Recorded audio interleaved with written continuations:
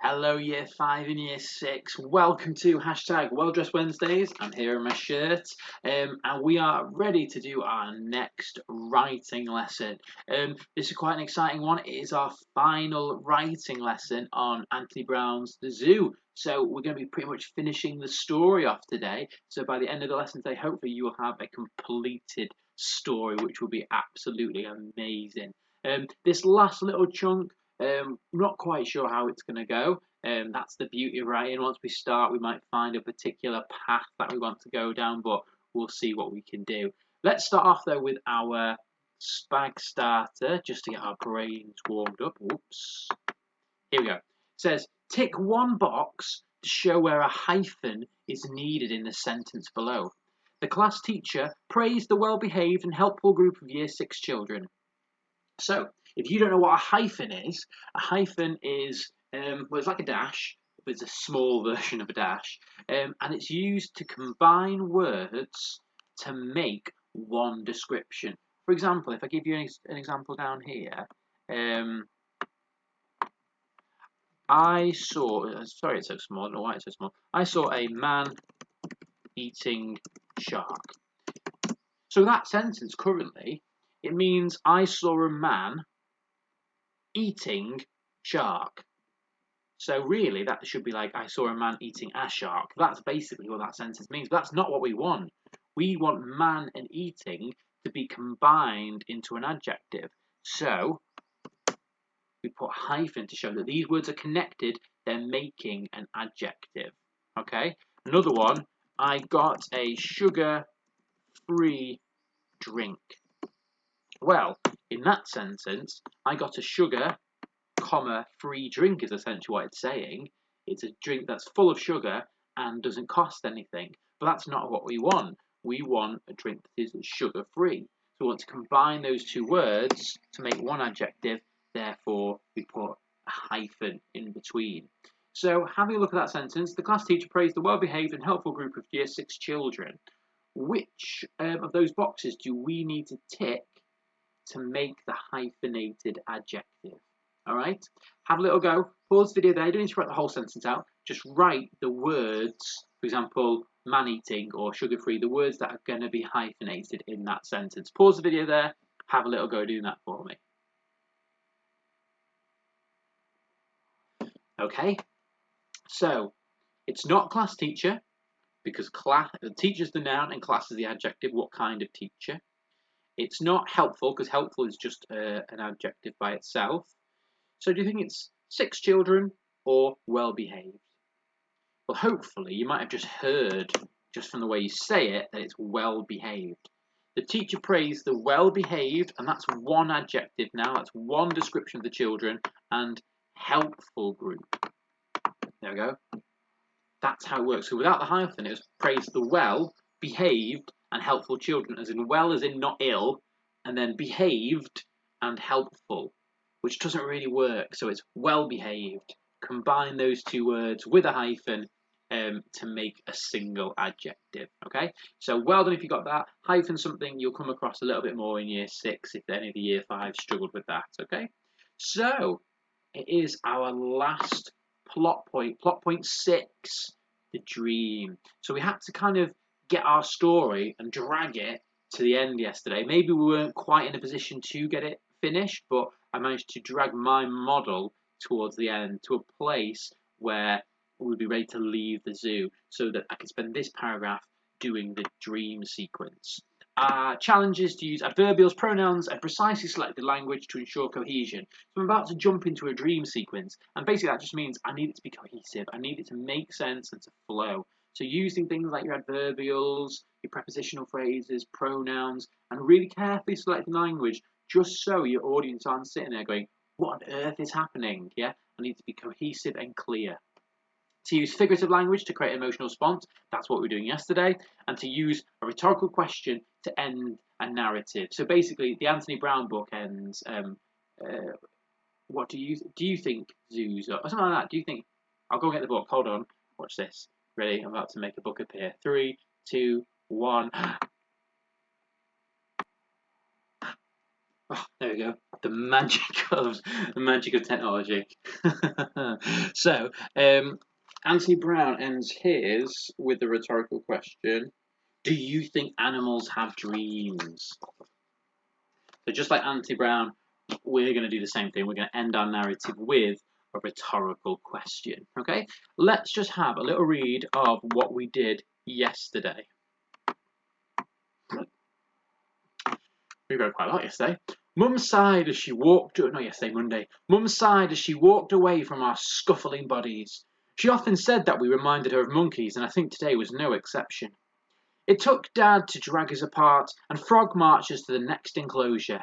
The entire way, Harry and I shot glares at each other, as if we were being dared by one another to make the next move. Maybe it was the fact that I was now in the most terrible. Did not spot that mistake the entire time. I was now in the most terrible mood, but the gorillas we visited bored and aggravated me beyond anything else that day. They just sat lifelessly. I don't think zoos are made for animals, Mum muttered under her breath, staring sadly at the pitiful pile of skin, bones, and matted fur. Don't be daft, woman, Dad laughed. They love it here. What more could they ask for?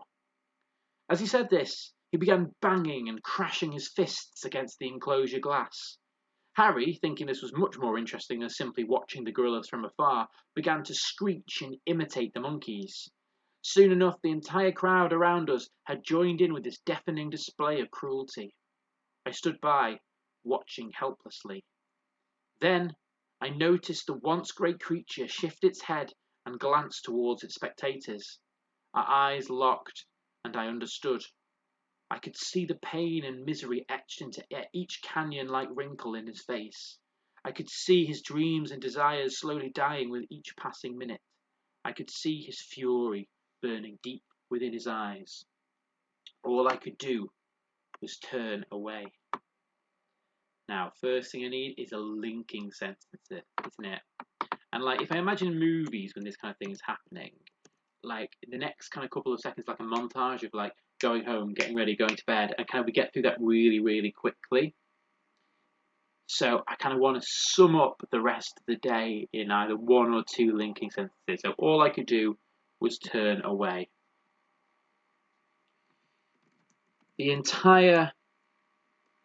For the entire drive home. No, actually, I'm gonna go. All I could do was turn away. Guilt sat heavy on my shoulders. So I'm using guilt almost like a personified version, like it's a person or a thing actually sat on his shoulders. Guilt sat heavy on my shoulders. I'm going to do a bit of repetition. It wouldn't shift the entire drive home. Maybe I could make it get worse and worse. First it would move, then it starts to like push down. So guilt sat heavy on my shoulders. It wouldn't shift the entire drive home. It began pressing down as I sat watching TV that night. By bedtime, I was practically being crushed under its weight. There we go. So it's actually taken me 4 sentences there to link, but in that time I've managed to sum up getting to the bedtime, but still having this idea of this guilt on his shoulders. Guilt sat heavy on my shoulders. It wouldn't shift the entire drive home. It began pressing down as I sat watching TV that night. By bedtime, I was practically being crushed under its weight. That's my linking sentence. So maybe I should say I thought it would be hard to go to sleep, but it wasn't, and then drifted straight off into a dream, or was it a nightmare? That kind of thing. I thought I would struggle to sleep that night. Semicolon, however, because we can use semicolon to introduce however. I thought I would struggle to sleep that night. However, like so many times this day, so many times today, I was wrong. Is it today? Do I need to use the word today? I thought I wouldn't. I thought I would struggle to sleep that night. However, like so many times that day,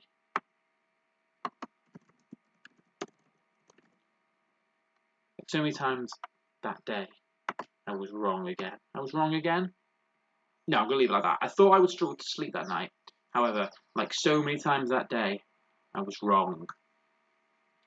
I don't want to say I again. There's a lot of I's in this first. Here, you got one there, one there, one there, one there. And that's something you need to be aware of. You know, is there a lot of I's and repeating a lot of the same kind of words? I think it's fine up to there. But when I read it, I might go, I'm not sure. So which one of these am I going to use now? Probably an action. Drifting into a deep sleep. Or will you sleep there? Slumber. Drifting into a deep slumber. The noises of the zoo came crawling. I'm trying to personify the sounds, but actually it doesn't quite make sense, does it? Drifting into a deep slumber, the noise of the zoo came. How could the noises come back? Can't say drifting. Came seeping, like when you drop some liquid and it kind of seeps in something. Came seeping back into my brain. The sight of the haunting sight of the gorilla flashed before my eyes. ... Oh no. Colon. Only this time, comma, something was different. Okay, I'm trying to get myself to this point here, and that's what's going to be different. It's him in the cage. I've just kind of written there, and it was just coming to me, and I was just kind of writing it down, but now I need to go back and make sure it actually makes sense, maybe edit it. Guilt sat heavy on my shoulders. It wouldn't shift the entire drive home. It began pressing down as I sat watching TV that night. By bedtime, I was practically being crushed under its weight. I thought I would struggle to sleep that night. However, like so many times that day, I was wrong. Drifting into a deep slumber, the noises of the zoo came seeping back into my brain. The haunting sight of the gorilla flashed before my eyes. Only this time, something was different. I think for just kind of me just kind of going for it, then that actually turned out quite well. So he drifts off into sleep, and then the images come seeping in and flashing in and things like that. I wanted to avoid words like zooming in because it was a bit kind of cartoony and not quite the right vibe for what I was going for. So I'm actually going to start a new paragraph there as I'm describing what was different. Something was different. Should I just be blunt about it? Yeah.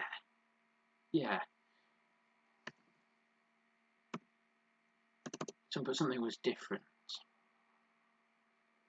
As my eyes,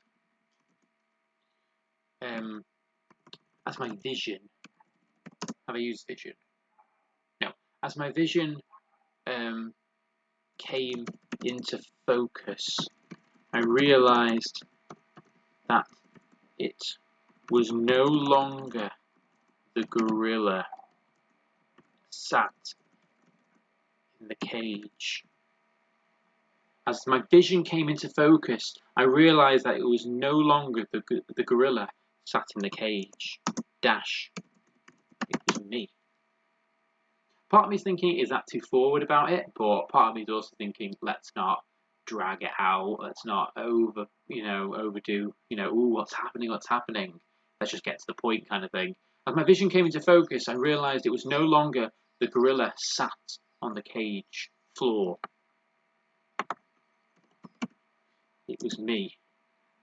And maybe because I might want to spend a bit of time describing how he reacted to that rather than just playing up the fact that it was him. I jumped to my feet and fell.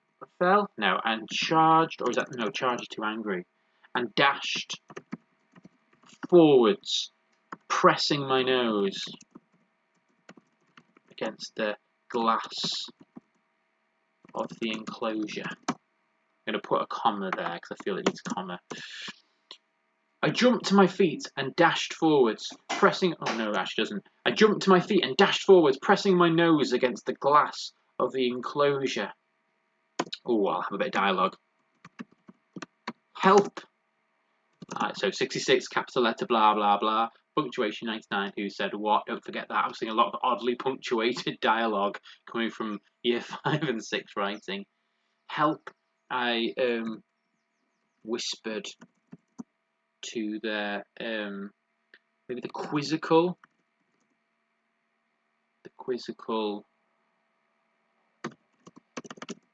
I whispered to the quizzical ape who was watching me with a sense of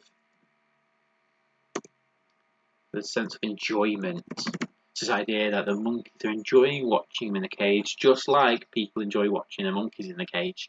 Help! I whispered to the quizzical ape who was watching me with a sense of enjoyment. At first, I thought he understood,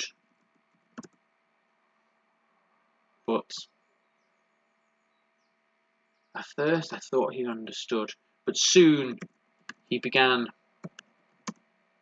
pounding. Oh no, I want him to. He thought he understood, and then I kind of want him to kind of come down to his level and then start banging on the glass just like the humans did. I want to kind of really keep mirroring the interaction between the humans and the gorilla to show it from the other side of the enclosure. At first, I thought he understood. I might just leave that sentence there. His body lowered. So what's tricky about this paragraph is lots of things are happening, but I need to try and avoid using the same sentence starter. It's really easy to go I, he, I, then. I just keep thinking about how I'm wording it in order to be able to keep it interesting and to keep this sense of cohesion going. Help! I whispered to the quizzical ape who was watching me with a sense of enjoyment. At first, I thought he understood.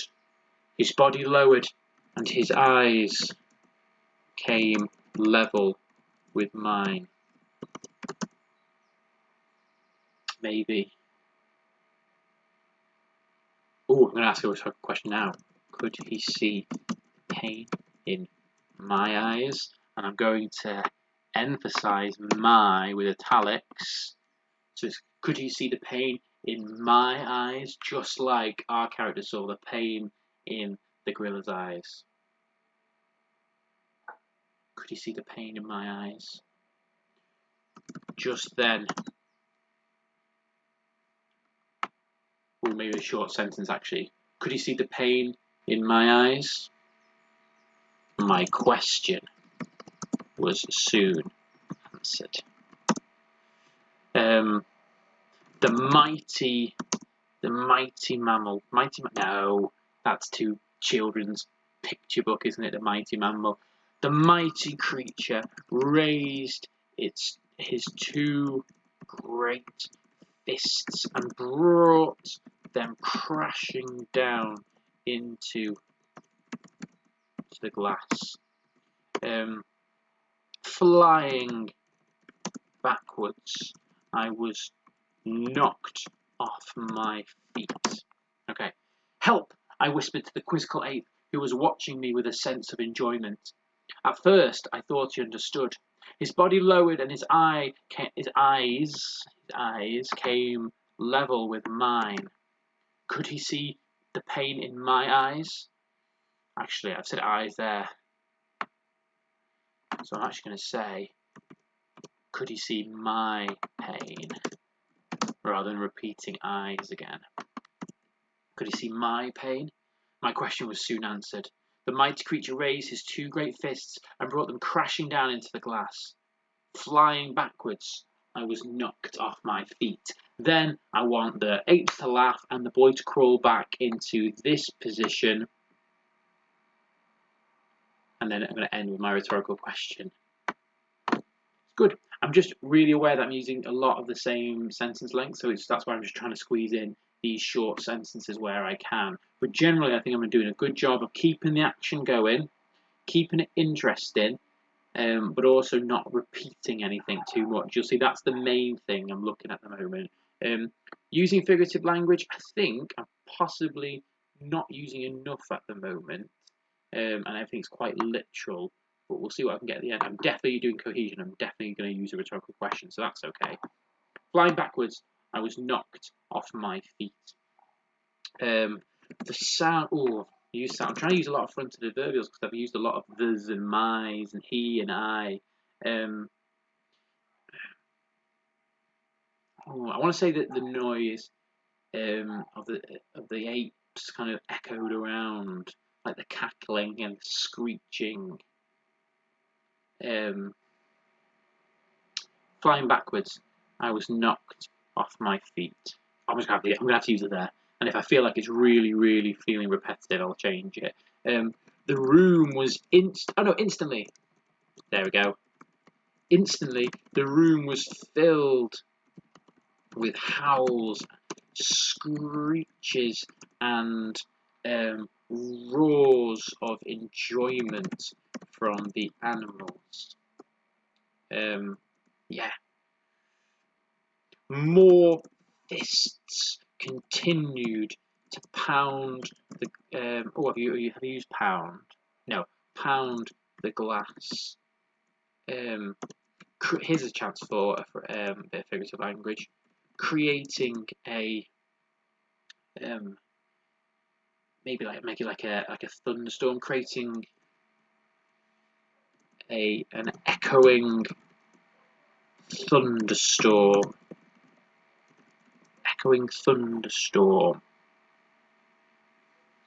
Inside my cage. More fists continue to pound the glass, creating an echoing thunderstorm inside my cage. Painfully, I dragged myself to the corner and hid my face. Maybe I could fall asleep. Maybe I could dream I was somewhere far away. Do you think animals in zoos can dream? Finished! There we go. That's how I'm going to end mine. I've kind of linked it to the question really nicely there. I was knocked off my feet. Instantly, the room was filled with howls, screeches, and roars of enjoyment from the animals. More fists continued to pound the glass, creating an echoing thunderstorm inside my cage. Painfully, I dragged myself to the corner and hid my face. Maybe I could fall asleep. Maybe I could dream I was somewhere far away. Do you think animals in zoos can dream? And then again, I'm going to emphasize that can. Perfect. There we go. So my entire piece of writing today, so obviously I did that great paragraph on Monday. And then I've got this big chunk of writing here. So guilt sat heavy on my shoulders. It wouldn't shift the entire drive home. It began pressing down as I sat watching TV that night. By bedtime, I was practically being crushed under its weight. I thought I would struggle to sleep that night. However, like so many times that day, I was wrong. I realised I repeated that night twice. That night, as I sat watching TV. Just gonna get rid of that. I was wrong. Drifting into a deep slumber, the noises of the zoo came seeping back into my brain. The haunting sight of the gorilla flashed before my eyes. Only this time, something was different. As my vision came into focus, I realised that it was no longer the gorilla sat on the cage floor. It was me. I jumped to my feet and dashed forwards, pressing my nose against the glass of the enclosure. I am going to put a comma there. Help! I whispered to the quizzical ape who was watching me with a sense of enjoyment. At first, I thought he understood. His body lowered and his eyes came level with mine. Could he see my pain? My question was soon answered. The mighty creature raised two great fists and brought them crashing down into the glass. Flying backwards, I was knocked off my feet. Instantly, the room was filled with howls, screeches, and roars of enjoyment from the animals. More fists continued to pound the glass, creating an echoing thunderstorm inside my cage. Painfully, I dragged myself to the corner and hid my face. Maybe I could fall asleep. Maybe I could dream I was somewhere far away. Do you think animals in zoos can dream? There we go. That's what I would like you to do today. I'd like you to finish off your zoo story ending with the dream sequence, okay? What I'd like you to do then is I want you to type up your whole story if you can, the entire thing start to finish, put it in a Word document and send it to me. I'd love to read the whole thing as a continual piece. And if anyone does send me the whole thing, I'll see if I can get them put up on social media or published somewhere, because that would be amazing. Thank you so much, guys. I will see you tomorrow for our reading lesson. Bye, guys.